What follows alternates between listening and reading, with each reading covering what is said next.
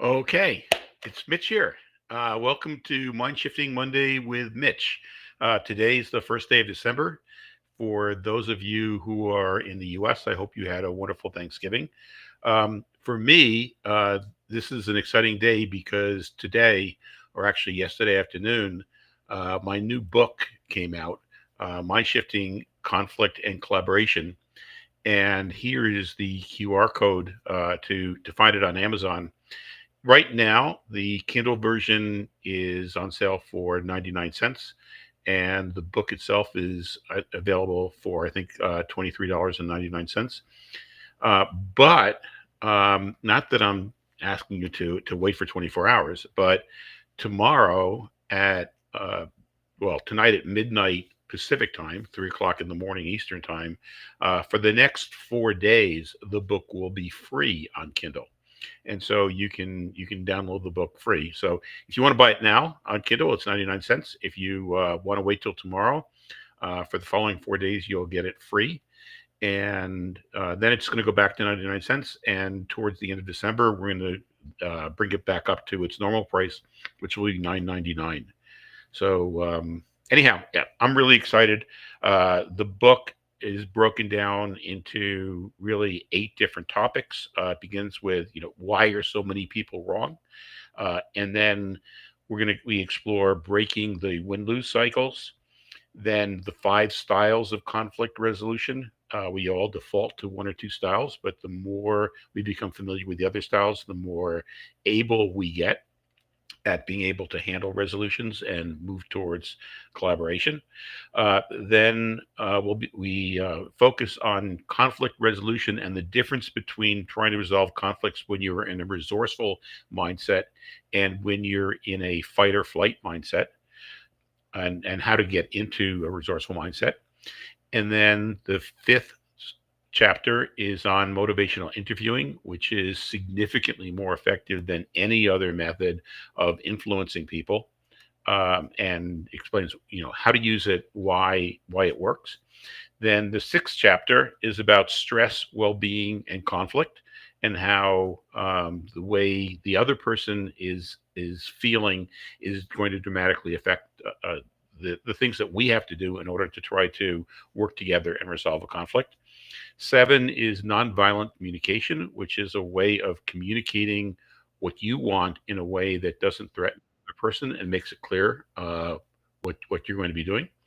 And then chapter 8 is on groups and group pressure, because so often uh, what we do then you know is influenced by the groups that we belong to, trying to fit in the way the groups reward us and penalize us, and going into how that manifests, and also how to overcome or try to overcome group pressure, and is it even worth it when a person is a member of a group to try to influence them. So those are the 8 chapters that are in the book. As I said, it came out yesterday. You can download it today on Kindle for 99 cents, or wait till tomorrow, and you'll get it free for the next 4 days. So also, before I go into today's session, which is on fear and anxiety, I also let me pull this off. I do have a free download for everybody who's here, and the free download is 50 questions that change minds. And it's not just a list of the 50 questions.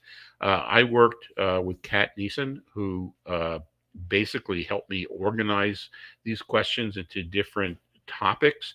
So some of the questions are dealing with building rapport, and then we move on to exploring the situation, and then questions that help you clarify your goals and the other person's goals, questions that allow you to identify misalignment in what the person wants and what they're doing or what they're thinking of doing, questions that lead the person to and yourself to consider alternatives, and then finally questions that commit and engage all parties in some solution, or some next actions.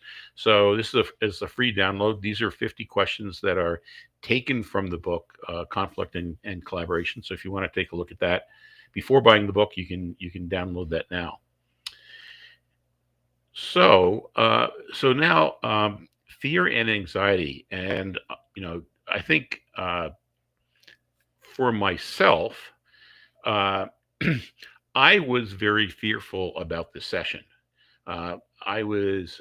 It's strange, right? Because I teach classes, I speak at conferences, and yet the idea of sitting here on a live event, not really seeing the audience and talking about some subject, talking about mind shifting for 30 minutes, uh, I was I was, I was fearful. And if you notice, the first few sessions, I had a guest on each time, and I will have guests on a number of the sessions. But a number of people persuaded me that I should try this and I should get over my fears, but I was still afraid. And I will say that the other thing I was a little bit afraid about is that when I started this session, I normally have a person in the background who's checking to make sure that everything is going okay. Um, but um, but this time I did not see him when we started. So I started this on my own, and fingers crossed, everything goes fine. He may actually be here now, but that was one thing that was fearful. I was fearful of. The other thing about this session is that when I actually talked to my wife about, oh, and he says, and he's here now. Okay, Alvin, thank you. When I talked to my wife that I was going to be talking for 30 minutes, her statement just kind of amplified my fear. Which her statement was, Mitch, nobody is going to want to listen to you for 30 minutes. You need to have other people on these things. So the question is, when you face a fear like that, which your own saboteurs are inflaming, and when that fear is even reinforced by others, the question is, how do you overcome it? And before we go into maybe how to overcome it, the question is, I thought I'd just talk about fear and anxiety and where they come from. So, fear, anxiety, anger are all emotions that lie in our survival parts of the brain that in the books I call the limbic system. And they're very quick reactions that our brains undertake in order to keep us safe. Our brains, especially our survival parts of the brains, have to make decisions really quickly with very little information, so we know whether we have to run away, whether we have to fight, whether we should freeze or blend in. And very often those reactions are based on some assessment that there's some risk or possible pain or danger involved. Those parts of the brain are binary. They're not able to say, something, this is not the worst thing in the world. They're not able to say, this is something that's life threatening. It's either bad or it's good. And it comes to that decision in like hundredths of a second. Now, that affects our ability to do everything, because when we're reacting from a mindset of fear or anxiety, our brains get flooded with the stress hormones, cortisol and adrenaline, and that focuses our entire organism, our entire body on what the threat is. But it also, because it's focusing on the threat, reduces our ability to take in new information, to think critically, to think creatively, and to self regulate. And so, in those moments where we're feeling the fear and anxiety, we are so focused on what we think the danger is that uh, that we're not able to then think, well, something, this is not going to kill me, and this is something that's going to I'm going to learn from this, or I'm going to be able to practice something.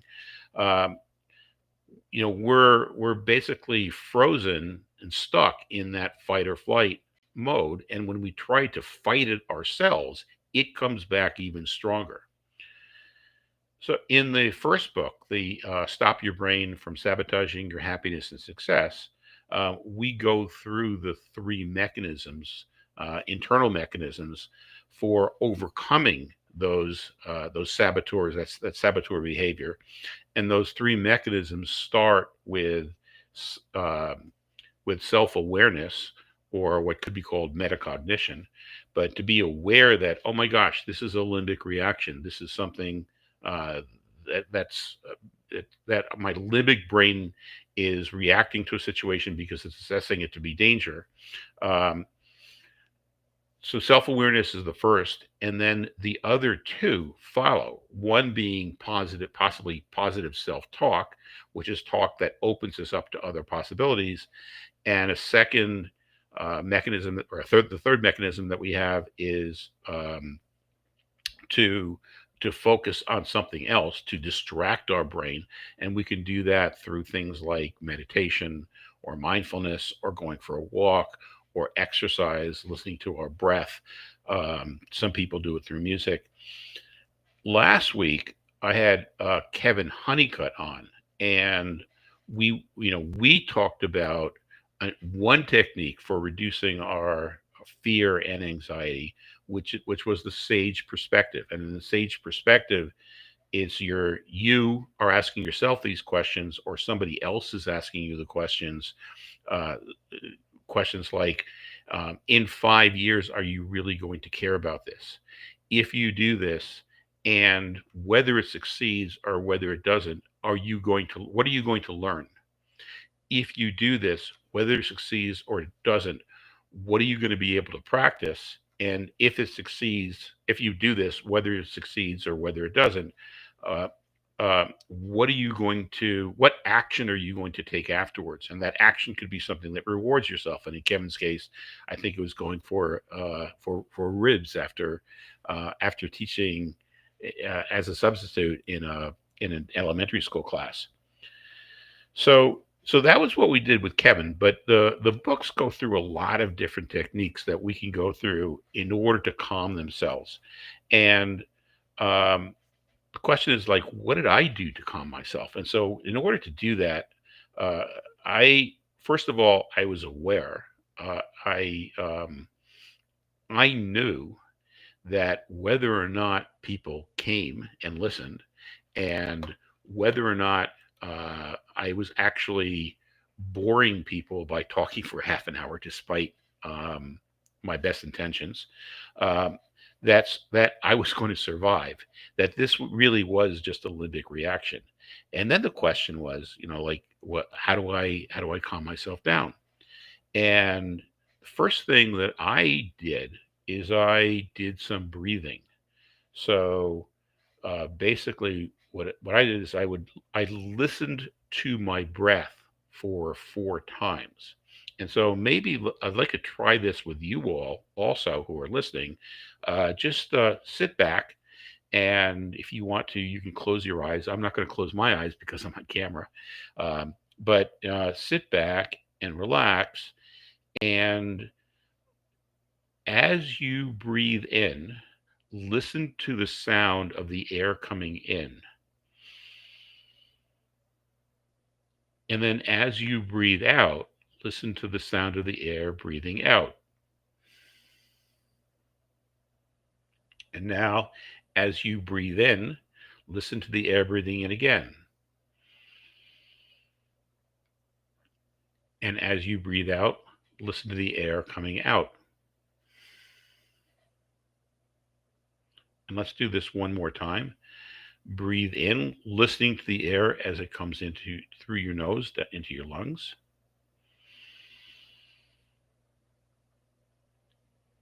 And now, as you breathe out, listen to the air leaving your lungs and coming out your nose.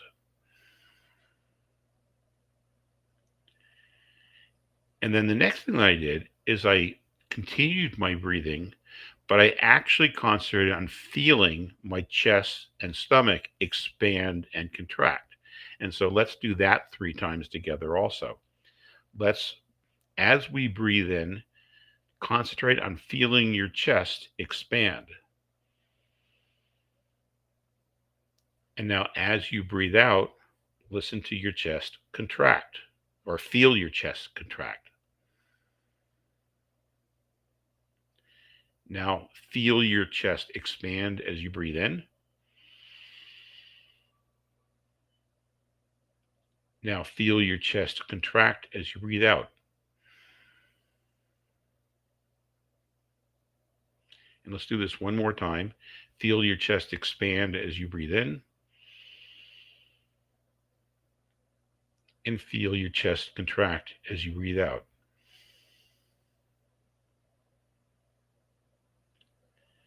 Now, I always find when I do that, my whole body just feels calmer. And partially it's by changing where I'm focusing my attention onto something else, which gives my brain and my body the chance to flush out all those stress hormones. And so I'm just able to be a little bit more relaxed. And then the next thing I did is once I started feeling a little bit more relaxed, I did some self-talk. And in order to demonstrate that, I think what I'm going to do is so that you know the difference. I'm going to put on this hat. I'm going to try to put on this hat. I'm not sure I'm going to be able to do that. Okay, well, I'll put on this hat and hold it down like this while I'm doing the talk to myself, the suggestions, and then I'm going to take the hat off as I'm explaining how my reaction is going to be. So I would do self-talk, the self-talk that can calm me down. This technique is to get me focused on things that I've done before where I've overcome adversity. So the first thing I would say to myself is, well, uh, Mitch, just think back. Have you ever done things in the past that were really, really difficult, where you thought you might not be able to finish them, or you thought you might not be able to conclude them, and you were anxious about them? And yeah, I think we all can do that. For myself, I'm thinking, well, I created all the mind shifting courses, three different mind shifting courses, and I could have given up any time as I was creating those. And then just very recently, I just hosted Thanksgiving for 30 people here with all the cooking and all the setup, and organizing different people doing different tasks. And I was sure it wasn't going to work out, but it did. And then just writing the mind shifting book, I almost stopped about two or three times. So yeah, so those are some of the things that I've done. And then back to questioning myself. Well, let me ask you another question. How great did it feel when you did accomplish those things? And I have to say, when the book that just came out, when yesterday I took a look on Amazon and I saw that the book was available for sale, it's like I felt pretty darn good. Like I did it. So when I taught the course, when I finished the first mind shifting course, and the in that case I was teaching undergraduates, when they stood up and cheered, it was like, yes, something I've helped people learn how to think better. So yeah, when I accomplished those things that I didn't think I could do, I really felt great. Then, well, are you proud of yourself that you did those things? It's like, yeah, I think I'm proud of myself. I think I celebrated. Yeah, yeah, I am proud of myself. Well, when you were in doubt and you thought you'd give up, what did you do in order to persist and keep on doing it and not stop? And I was like, well, what I did is I kept in mind that what I was doing was actually going to be helping people, that I was going to enjoy it, and that they were going to enjoy it. So, in other words, by imagining how you would feel at the end, you were able to resist the fear and anxiety that you felt about doing those. Isn't that really what happened? It's like, yes, that's exactly what I felt. Well, now that you know that you've done this with past events, do you think that you could do that with this event also? Do you think that you could think how great you're going to feel after the 30 minutes is over and you've actually accomplished it, and people probably aren't going to be bored? So,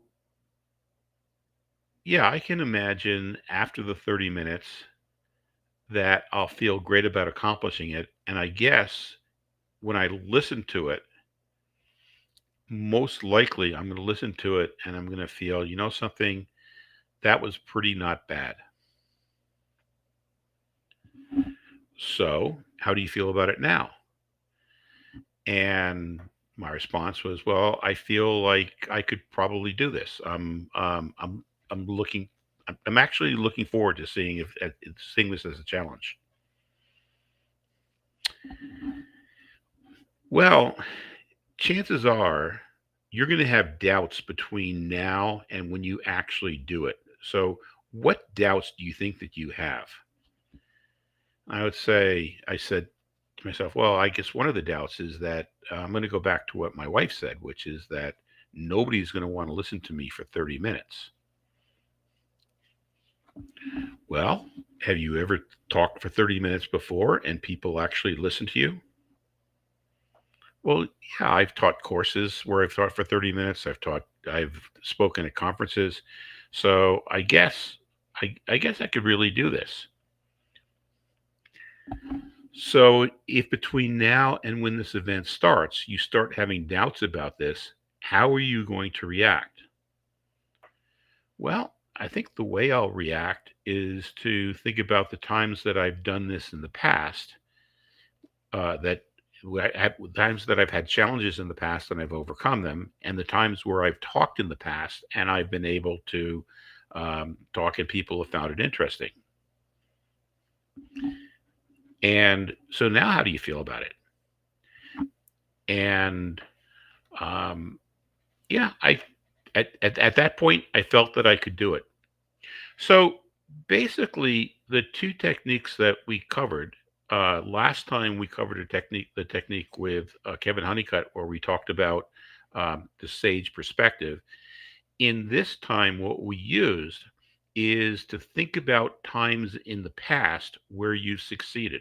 And that's something that we all can do when we're going into something and we're thinking, I don't know that I can do this.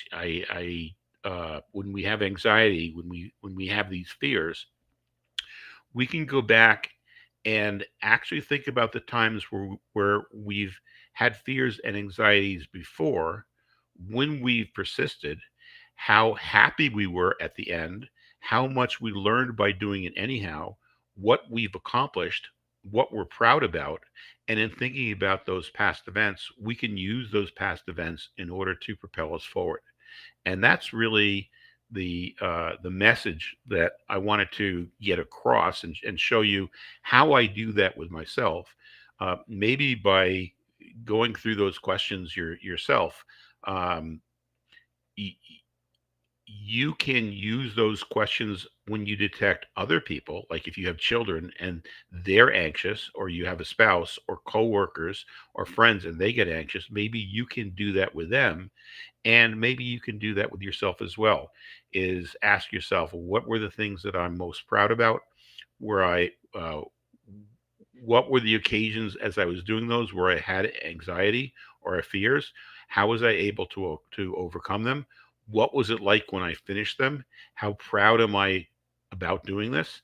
And and then once you the fear and anxiety starts going away, to then what I would call it future pacing. It's like, well, and your anxiety is probably going to surface again.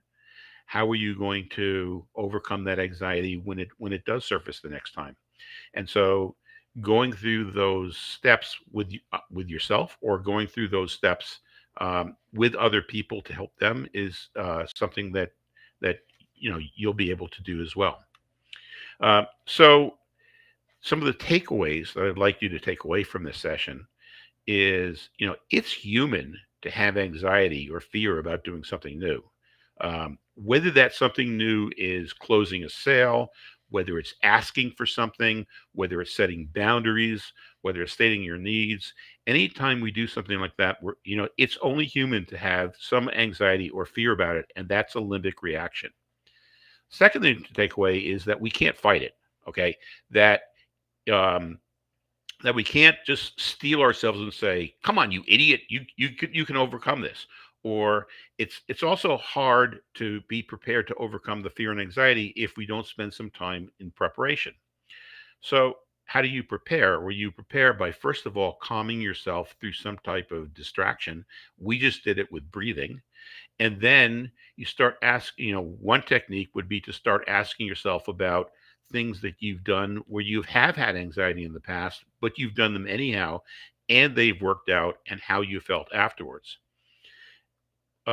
For more techniques on being able to do this with others, there's the book.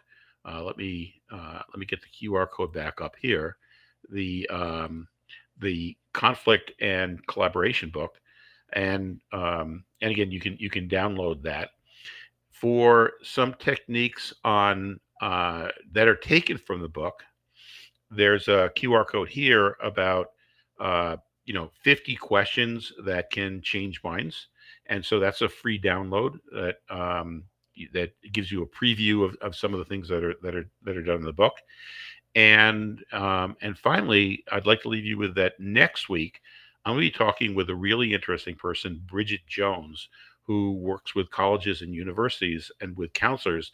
And we're going to be talking about mindsets where the counselors are counseling students who have mindsets that are holding them back, and also how Bridget works with the counselors themselves with their own mindsets in order to give them the confidence to be able to move forward.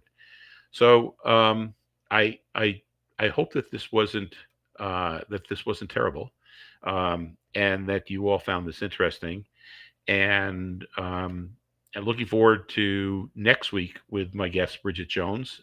And if you have any questions, you can contact me at mindshiftingwithmitch.com, and hope to see you all next week. So it's Mitch Weisburgh signing off for Mindshifting Mondays